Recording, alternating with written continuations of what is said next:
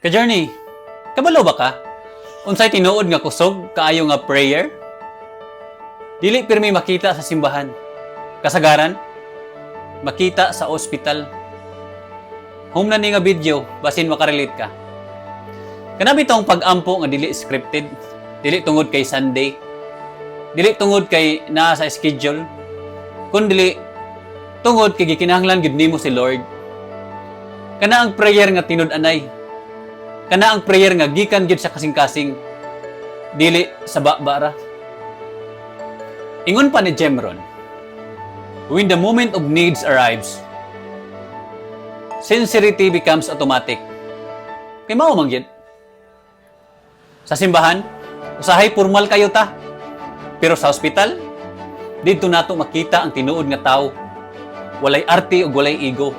Tawo nga nangitag paglaom, tawo nga muhilak ug muampo og tinud-anay. Sa ospital, ang mga tingog nga imong madunggan dili kasaba, kundi hilom nga pag-ampo, paghangyo ug pagpakiluoy sa Ginoo. Mao nay lugar nga mobalik yun ang tawo sa tinud-anay nga pagtuo.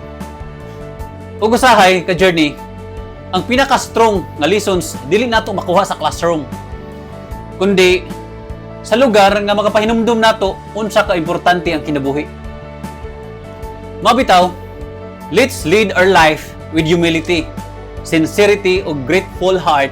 Kaya ang pinakaseryoso nga pag-ampo, dili pirmi makita, pero mabati.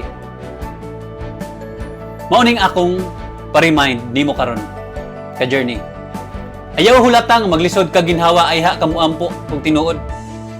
Start your sincerity today, say it before you need it. Ka-journey, trabaho, trabaho, trabaho ta. Kay bawal ta madriya. Ug ayaw kalimot pasalamat ta sa Ginoo.